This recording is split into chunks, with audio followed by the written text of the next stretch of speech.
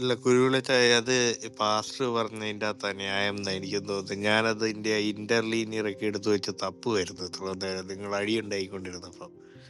എനിക്കും അത് പുള്ളി അവിടെ ആ പേഴ്സണെ ഡിനോട്ട് ചെയ്യാനാണ്, അല്ലാതെ അല്ല വളുപ്പ് എന്നാ കുരുവിളച്ചാൻ 2 എണ്ണം പറഞ്ഞപ്പോ ജോണ് ദേ ഇവിടെ കണ്ടം വഴി കൂടി. രണ്ട് കണ്ടോണ്ടാ ഓടിക്കോടാ ജോണേ. ഇത്രയും വലിയ കുരുപെട്ടൽ ഞാൻ കുറെ നാൾ കൂടി ആദ്യമായിട്ടാണ്. ഞാന് ഇതുപോലെ കുരു പൊട്ട് മാത്രല്ല, കുരു പൊട്ടിയതിന്റെ തന്തയ്ക്ക് വിളി കേൾക്കുന്നത് ഇത് ആദ്യമായിട്ടാ. അത് വളരെ വ്യക്തമാണെന്നേ ആ വാക്യം. അത് ഡയറക്റ്റ് ആയിട്ട് നേരെ വായിക്കുന്നവർക്കൊക്കെ അങ്ങനെ മനസ്സിലാകത്തുള്ളൂ. ലിബിന് ഒരു വെസ്റ്റഡ് ഇൻട്രസ്റ്റ് ഇല്ലാത്തതുകൊണ്ടാണ് ലിബിന് അങ്ങനെ തോന്നിയത്.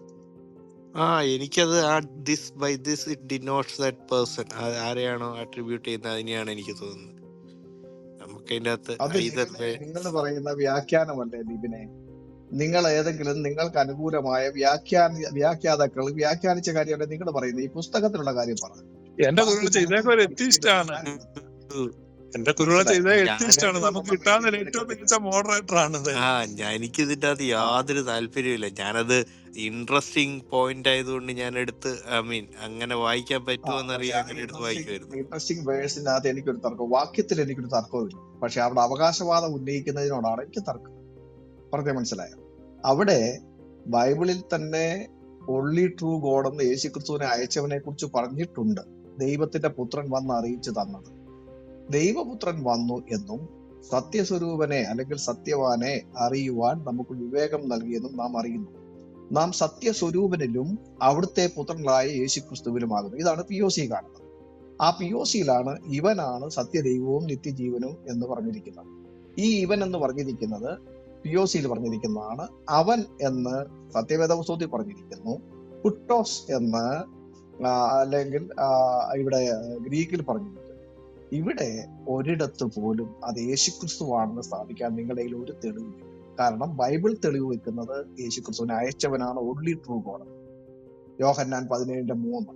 അതുകൊണ്ട് വ്യാഖ്യാതാക്കൾ സ്വന്തം ഇഷ്ടപ്രകാരം വ്യാഖ്യാനിച്ച വ്യാഖ്യാനങ്ങൾക്കൊന്നും ഇവിടെ വാല്യൂ ഇല്ല.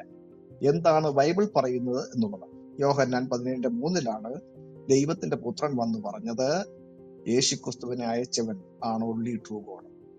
മോണോൻ അലുത്തിനോൻ തിയോൺ, ഒൺലി ട്രൂ ഗോഡ്. പിന്നെ വേറൊരാൾക്ക് ട്രൂ ഗോഡ് ആകാനുള്ള ഒരു ചാൻസും അവിടെ വിട്ടിട്ടില്ല. പറഞ്ഞാൽ മനസ്സിലായി? അതുകൊണ്ട് ദൈവത്തിന്റെ പുത്രൻ വന്ന് പറഞ്ഞത് കേട്ട് വിവേകം പ്രാപിക്കുക, ജ്ഞാനം പ്രാപിക്കുക. ആ ജ്ഞാനമാണ് വേണ്ടത്. ഓക്കെ, അതുകൊണ്ട് യോഹന്നാൻ 17:3 എടുത്ത് വായിക്കുക. ദൈവത്തിന്റെ പുത്രൻ പറഞ്ഞ ഒൺലി ട്രൂ ഗോഡ് ആരാണെന്ന് അവിടുന്ന് പഠിക്കുക. പഠിച്ചു കഴിഞ്ഞാൽ 1 യോഹന്നാൻ 5:20 ഒരു തർക്കവും ഉണ്ടാവത്തില്ല. 1 യോഹന്നാൻ 5:20 യേശുക്രിസ്തു സത്യദൈവമാണെന്ന് പറഞ്ഞിട്ടുണ്ടെങ്കിൽ മാത്രമേ അതിന് മാറ്റമുണ്ടാകൂ. അങ്ങനെ പറഞ്ഞിട്ടില്ല. നിങ്ങൾ വ്യാഖ്യാനിക്കുകയാണ് സ്വന്തം ഇഷ്ടപ്രകാരം. നിങ്ങൾ അവകാശവാദം ഉന്നയിക്കുകയാണ് സ്വന്തം ഇഷ്ടപ്രകാരം. അങ്ങനെയാണ് സഹോദരൻ. അല്ല, യേശുക്രിസ്തുവിന്റെ പിതാവ് ഏകസത്യ ദൈവമാണ്.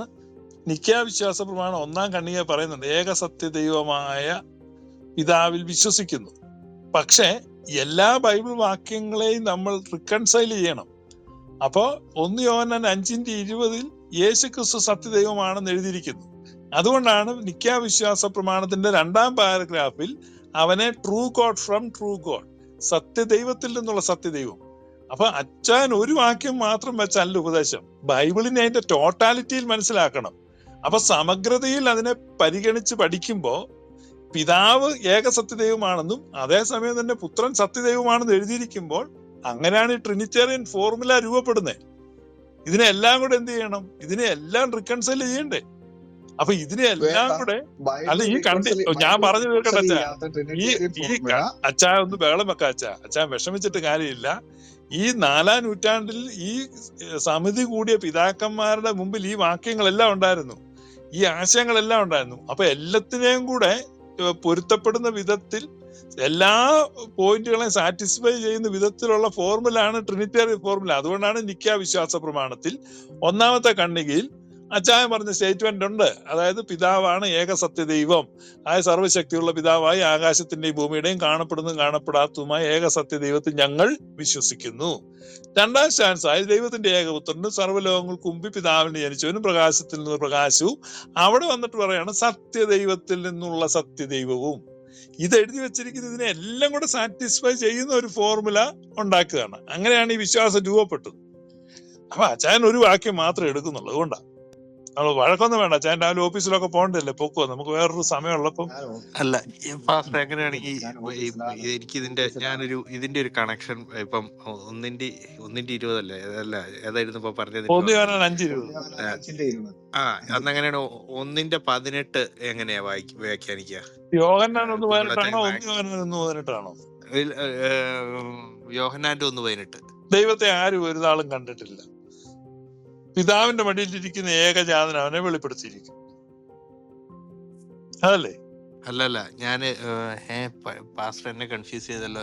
ഞാൻ മറ്റേ പുത്രൻ ദൈവമാണെന്ന് പറയുന്ന ആ വാക്യം, നോവൺ വാസ്, അത് തന്നെ ഇപ്പൊ പറഞ്ഞ തന്നെ, നോവൺ വാസ്, അതങ്ങനെ തുടങ്ങുന്നത്. ആരും ദൈവത്തെ കണ്ടിട്ടില്ല, മകൻ മാത്രമേ കണ്ടിട്ടുള്ളൂ, ഹു ഹിംസെൽഫ് ഈസ് ഗോഡ്, അങ്ങനെയല്ലേ അത്? അതെ അതെ, പുത്രനാണ് ദൈവത്തെ വെളിപ്പെടുത്തുന്നത്, പുത്രനിലൂടെയാണ്. ഏത് പരിഭാഷയാ സാധനം എടുത്തത്? അല്ല, ഞാൻ ഇംഗ്ലീഷ് ഗോഡെന്നൊക്കെ